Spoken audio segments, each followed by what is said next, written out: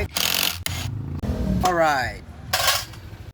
Ito yung tunog ng sayo, Pops. Although hindi pa sobrang lakas, pero may tunog na rin siyang konti. Ayan o.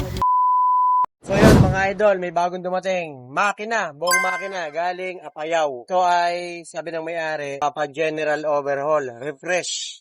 Then, papalitan yung lahat ng mga parts na luma. Salamat, Pops, sa pagtitiwala. Galing Apayao pa tong makina, oh. Dito pa pinadala sa Quezon City para ipa-refresh. Amin na nga pong uumpisahan gawin ang makina ni Pops. At inilabas ko na nga rin ang aming mahiwagang sangkalan. Bagong gawa nga po pala yan. Pops, may tama talaga to dito. Siguro sa pagganata sa pag-transport. Uy, sabi yung gasket niya, replacement. Una namin kinalas ay ang kanyang clutch system.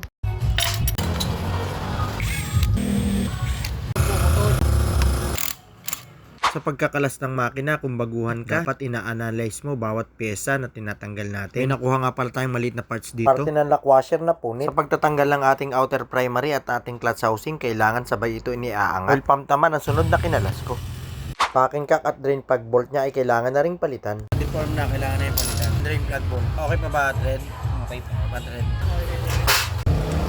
Ang dowel na ito, huwag niyong kalilimutan at kalilikaan. Dahil kapag nawala yan, masisira ang makina niyo. Parang nagpuputik yung langis niya. Hey. Lahat nga pala ng gasket na nakakabit sa kanya ay replacement. Isang bagay na mahirap hanapin sa probinsya ay mga original. Isang bagay din kung bakit dito pinagawa ng ating idol. Alright. Papalitan nito, Pops. Yan, nabasag. Upper and lower timing sa mga kailangan natin. Kailangan na rin palitan. Stock up ang piston ring niya, mga idol. Piston ring, cylinder block ay papalitan na din ng bago. Sa lahat ng tama, ito ang hindi maganda. Emotional damage! Tapa na rin siya. Ito ang ilan sa mga kailangan natin i-consider kung tayo magbibiyak ng makina. Mga o-rings, gasket ay kailangan tignan. Palitan na ito kung kinakailangan. At ng antagas ay hindi na maramdaman. Cylinder head naman ang sunod naming nililinisan. At para sa hindi nakakaalam, 11 piraso ang bilang ng tornilyo niya dito. Alright. Kapag naalis mo na 11 pirasong tornilyo, ay maiaangat mo na ito. The moment of truth. Alright. Lilinisin natin to. May konting alog pala to. May konting alog ang kanyang connecting rod. Ang side bearing naman niya ay malakas na ang alog. Hindi mo na lahat, lilinisin lahat. Kapalitan ng contract. Ito yung tunog ng sayo pa. Ganun siyang konti. Ayan o. At para sa mga nagtatanong, normal lang na may alog ang side bearing, pero hindi normal kapag sobrang lakas. Dito nga po iniready ko na ang mga piyesang ikakabit natin. Ang kagandahan lang at pwede kong maipagmalaki sa inyo, ay kumpleto tayo ng piyesa dito. Para sa Honda RS125 card type, FI, XRM FI, RS125, FI, Wave 125. Marami tayong piyesa niyan mga idol. Shares niya sa drain plug, piston ring, piston, cylinder block, card type, lining. Original Honda. At habang nire-ready ko ang mga pyesa, ang makina naman ay nililinis na nila. Ito yung luma niya oh. Palit din tayo lahat ng engine bearing. Forge connecting rod naman ang ginamit natin. Ito na yung pinalit natin, Pops, na forge connecting rod. Dahil yan nga ang request ng ating tropa na galing Apayao pa. Cylinder block original ang ikakabit natin. At dito ay pinagtulong-tulungan na namin gawin. At nang ang makina ni tropa ay matapos na rin. Ang daluyan ng mga langis ay kailangan i-check bago ikabit ito sa kanyang crankshell.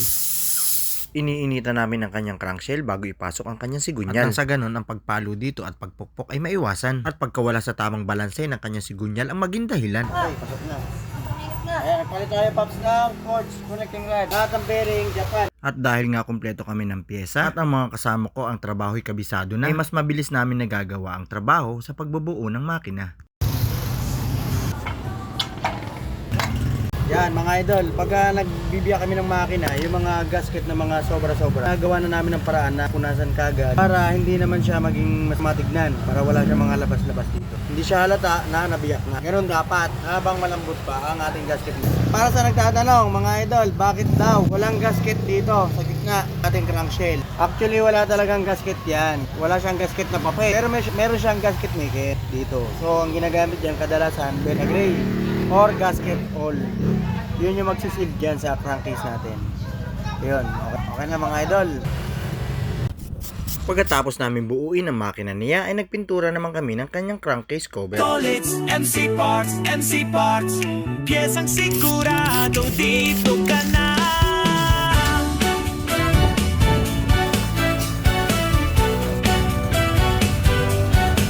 Yeah. Hanap mo ba'y matibay matibay na pyesa. Honda, Suzuki, Yamaha pa, genuine at original, walang duda sa Tolits MC. So yun mga idol, ito pala yung makina na ipinadala dito sa amin, galing pa ng Apayao.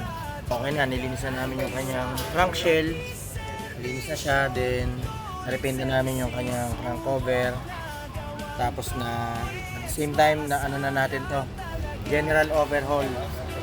Palit nga ng black, piston ring, Conrad na quartz connecting rod, Japan, mga bearing. Okay na yan, titestingin na lang natin mga idol. At ipapadala na natin to bukas sa Apayao, alright? Testing!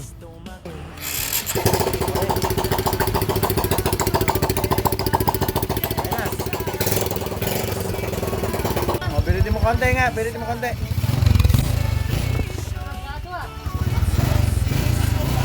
Okay na, okay na.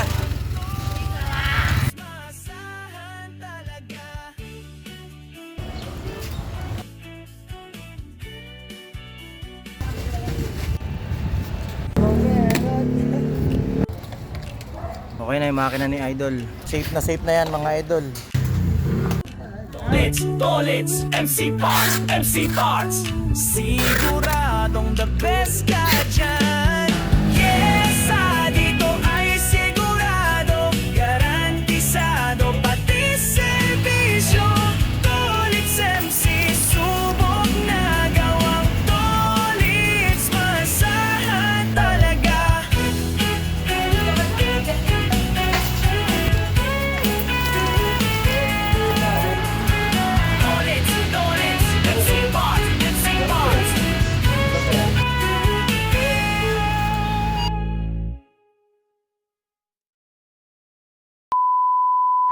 At kung umabot ka sa punto ng bidyong ito at kung natuwa at may natutunan ka, aba paki-like and share naman at paki-follow na rin para masaya. Big shoutout nga pala sa mga idol ko na palaging nanonood.